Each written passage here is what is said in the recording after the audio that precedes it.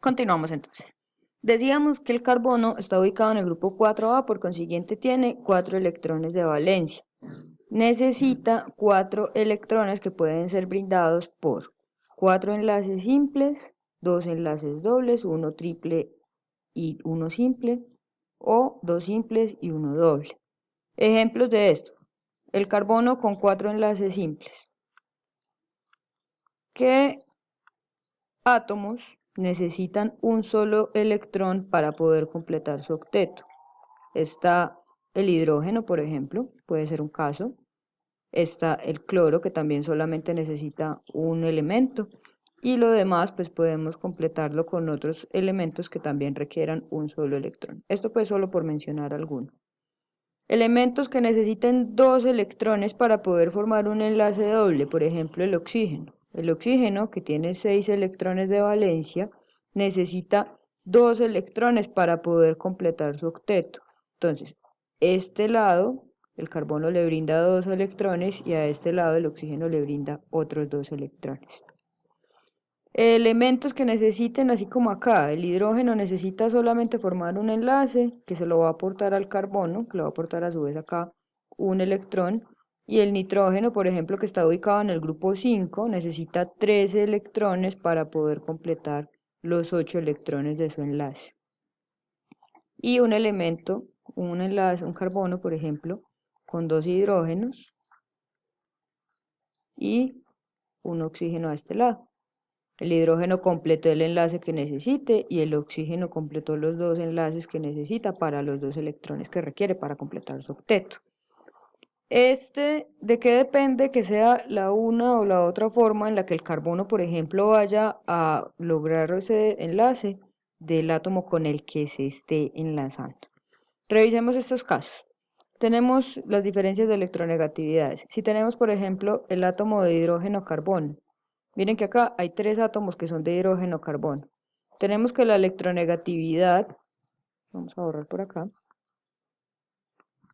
tenemos que la electronegatividad del carbono es igual a 2.5 según la tabla periódica que yo manejo. Y que la electronegatividad del hidrógeno, para el caso, por ejemplo, de que tengamos esta molécula, se llama metano, y la electronegatividad del hidrógeno es 2.1. ¿Cuánto es la diferencia entre 2.5 y 2.1? 0.4. Es menor a 1.7, por consiguiente es un enlace covalente.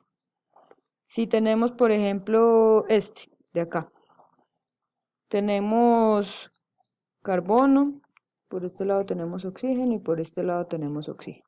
Tenemos dos enlaces que son iguales. Este enlace carbono-oxígeno es igual a este enlace carbono-oxígeno. Yo puedo decir entonces, la electronegatividad del oxígeno es igual a 3.5 según mi tabla periódica y la electronegatividad del carbono es igual a 2.5 para una diferencia de 1, es decir, menor a 1.7, tenemos un enlace covalente. Los enlaces covalentes también pueden darse para formar moléculas más complejas. Por ejemplo, el hidrógeno, que solamente tiene un electrón de valencia, puede juntarse con el oxígeno, que necesita dos electrones para poder formar su enlace. La estructura de Lewis del hidrógeno, recuerden que sería el hidrógeno con un puntico nada más, porque es un electrón de valencia, y el oxígeno con 6 punticos, que son estos 6 electrones de valencia que tenemos en el segundo nivel, para que me forme la molécula de agua. Miren lo que está ocurriendo acá. Mientras en el enlace iónico nosotros hablábamos, no hay un enlace verdadero, sino que hay una atracción electrostática.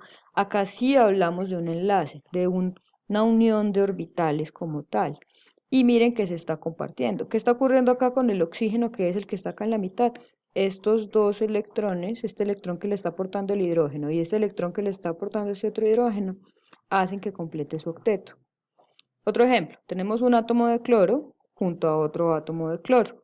Recuerden, estructura, para ambos casos acá aplica, estructura de Lewis para el cloro, como está en el grupo 7A, entonces voy a decir que tiene 7 electrones de valencia.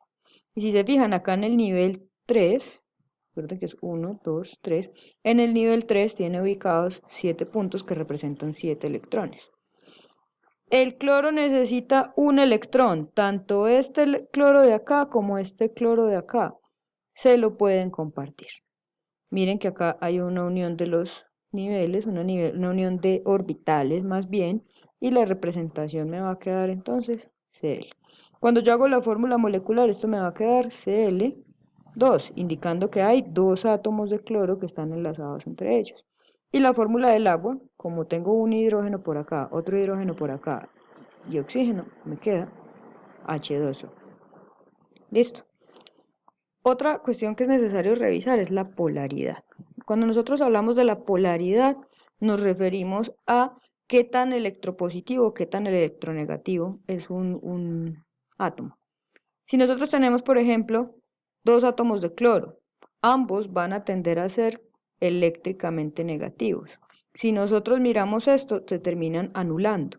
Por consiguiente, se va a convertir en un enlace apolar, porque no va a estar cargado eléctricamente hacia ninguno de los lados. Caso contrario, si nosotros tenemos uno que sea electropositivo, unido, enlazado a otro que sea electronegativo, vamos a hablar de una sustancia que es polar, un enlace covalente polar. Dice acá, los electrones que están enlazados comparten inequitativamente los electrones entre los dos átomos y hay una carga parcial. Esta es una carga parcial positiva del hidrógeno, o sea que es parcialmente positivo, tiende a perder, y esta es parcialmente negativa, la del cloro, es decir, tiende a ganar. Y pues ya un caso, que es el enlace iónico, que es otro caso aparte, que miren que no hay un enlace como tal, hay una interacción, hay una atracción, pero no hay un enlace. ¿Por qué razón? Porque lo que hay es una transferencia de un electrón de un átomo que pierde a un átomo que gana. Todos cumplen el mismo objetivo y es completar el octeto. ¿Qué les va a brindar el octeto a los átomos? Estabilidad. Miremos algunas propiedades de los enlaces covalentes. Los enlaces covalentes, a diferencia de los enlaces iónicos, tienen cristales amorfos. No tienen, si ustedes miran la forma de estos cristales, esto es grafito, con lo que se hace las minas de los lápices. Esta es la estructura del grafito, es más irregular y le concede ciertas propiedades que ya vamos a revisar. Esto es un cuarzo que también presenta enlaces covalentes, lo mismo, tiene una estructura más irregular comparada con lo de los cristales iónicos. Estos enlaces no conducen la electricidad, fuera de eso, los puntos de fusión y de ebullición, como sus formas no son tan regulares como los cristales iónicos, el flujo de electrones, por ejemplo, no va a ser tan fácil como lo es en un cristal iónico. Por consiguiente, no va a ser un buen conductor de electricidad y las redes van a ser más fáciles de destruir. Estos enlaces va a ser más fácil destruirlos. Por consiguiente, el punto de ebullición y de fusión comparado con el enlace iónico va a ser más bajo. Acá decimos más baja conductividad eléctrica. Revisamos algo sobre la solubilidad. El ácido oleico es una sustancia que se relaciona con los aceites vegetales. Si nosotros nos reparamos acá, esto de aquí para atrás son puros enlaces carbono-hidrógeno, que ya como ahorita vimos son enlaces covalentes. Y estos enlaces de acá tienden a ser, son covalentes, pero tienden a ser polares. ¿Listo? Cuando nosotros mezclamos agua con aceite, esta es la molécula de agua, lo que vamos a encontrar es esta situación. ¿Qué está ocurriendo acá? La parte apolar, que tiende a ser más apolar, que son todos los enlaces de carbono e hidrógeno, debido a que tienen una polaridad muy similar, van a estar hacia arriba. La parte apolar, que es todo lo de carbono e hidrógeno. Y teniendo contacto acá con el agua, vamos a tener la parte polar del ácido oleico, que es el aceite vegetal. Lo que me va a generar eso es que cuando yo tenga una sustancia apolar, como lo es el ácido oleico, junto a una sustancia polar como lo es el agua, voy a encontrar que son insolubles. Otro caso, tenemos la gasolina. Que la gasolina es una mezcla de hidrocarburos, especialmente estos dos que se mencionan acá, este que se llama N-pentano y esto que lo llamamos isooctano. Ustedes saben que para mejorar el rendimiento de la gasolina, aumentar el octanaje, lo que se le hace es aplicarle algunos aditivos como esto que se llama el MTBE, voy a escribirles por acá, el MTBE, que es el principal componente, que es una sustancia que llamamos metilterbutil-éter. Si nos fijamos en la naturaleza de esta sustancia, estas dos sustancias tienden a ser apolares. Por la naturaleza química de estos, la diferencia entre un carbono y un hidrógeno simplemente es de 0.4. Lo mismo para este caso, tenemos carbono, hidrógeno, carbono, hidrógeno, carbono, carbono, o sea que esto acá es apolar, y un enlace oxígeno-carbono es 1.5 la diferencia, pero de igual forma esta parte tiende a ser apolar.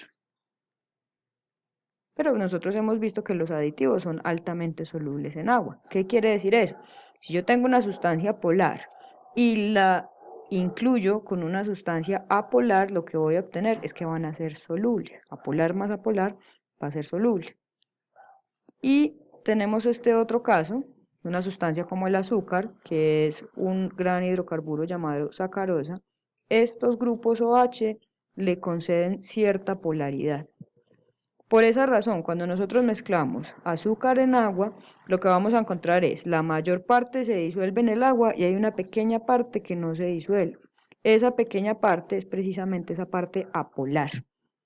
El principal solvente polar que nosotros podemos encontrar es el agua y es el principal que se puede tomar como referencia.